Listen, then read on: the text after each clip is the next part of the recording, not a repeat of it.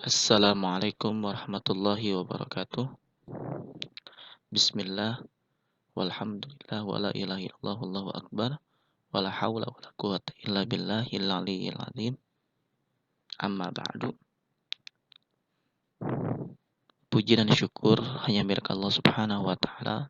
Salawat teriring salam tetap curah kita limpahkan kepada keharibaan baginda Nabi kita, Habibina wa syafi'ina wa qurrati a'yunina, Muhammad sallallahu alaihi wasallam. Siswa dan siswi kelas 11, kita melanjutkan pembahasan kita yang minggu lalu. Kita sudah selesai pembahasan mengenai beriman kepada kitab-kitab Allah Subhanahu wa taala. Untuk saat ini kita melanjutkan pembahasan bab baru, yaitu beriman kepada Rasul Allah Subhanahu wa taala.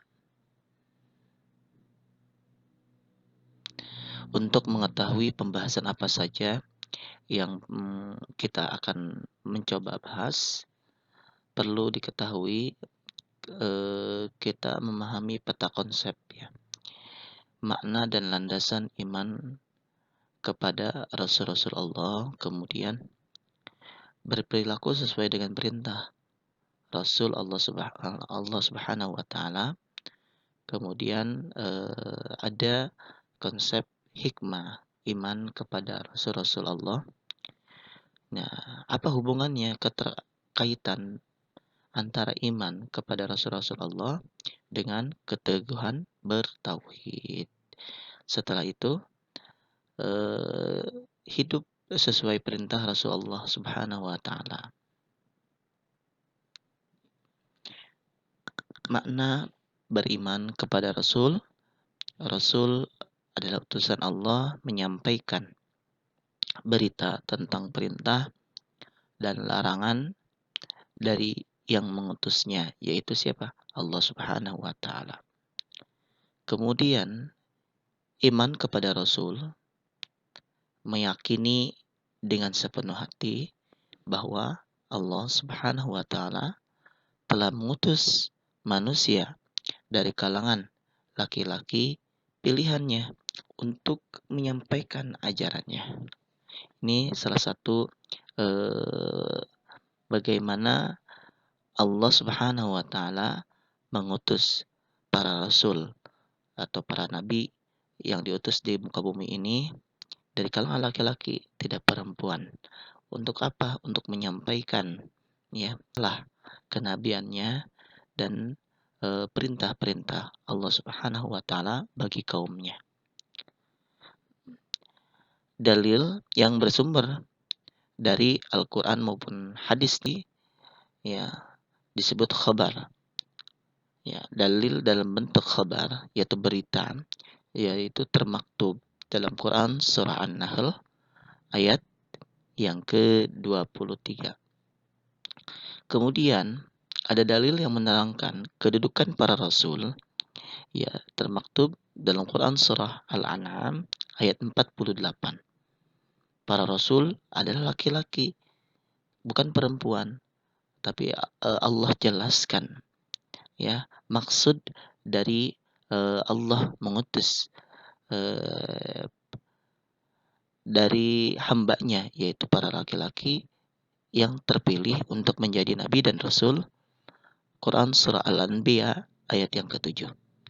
Kemudian dalil tentang jumlahnya nabi dan rasul, ya, itu termaktub dalam hadis riwayat Al-Baihaqi. Kemudian dalil yang bersumber dari akal sehat, yaitu manusia, disebut akli, ya.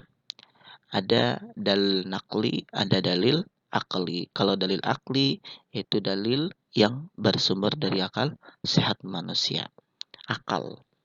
Kemudian manusia diperintahkan untuk menyembah hanya kepada Allah Subhanahu wa taala, maka perlu pembimbing dalam menyembah Allah dengan cara yang benar. Ya. Jadi tidak sembarangan ketika kita melakukan ibadah apa yang diperintahkan oleh Allah Subhanahu wa taala kepada manusia, tentu diri kita itu menyadari saya, melakukan kebaikan itu tentu ada aturannya, ya. Jangan sampai ketika beribadah semaunya, ya, itu tidak diperkenankan dan tidak sesuai, ya, apa yang diperintahkan Allah melalui Al-Qur'annya. Oleh karena itu, ketika Allah Subhanahu wa taala menurunkan kitab suci Al-Qur'an sebagai petunjuk bagi seluruh manusia yang mampu menjelaskan dari wahyu atau firman Allah Subhanahu wa taala, yaitu para nabi dan rasul. Adanya konsekuensi, pahala dan hukuman sebagai manfaat dan akibat ketaatan dan kemaksiatan. Sehingga perlu diutus nabi dan rasul agar memperoleh kabar gembira dan peringatan ke jalan yang benar.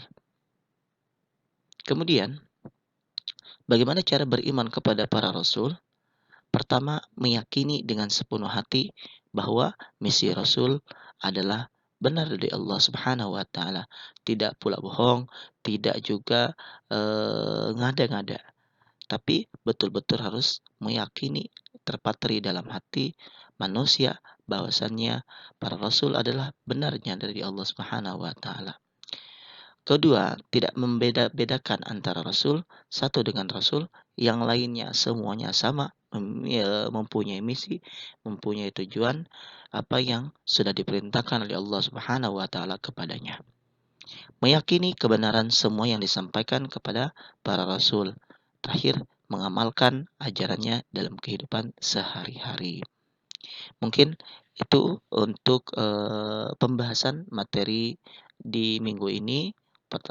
Mudah-mudahan kalian menyimak dan mendengarkan dengan baik-baik. Insya Allah kita akan melanjutkan materi berikutnya, pembahasan selanjutnya masih pembahasan tentang beriman kepada Rasul. Hadanallahu wa iyyakum ajmain. Assalamualaikum warahmatullahi wabarakatuh.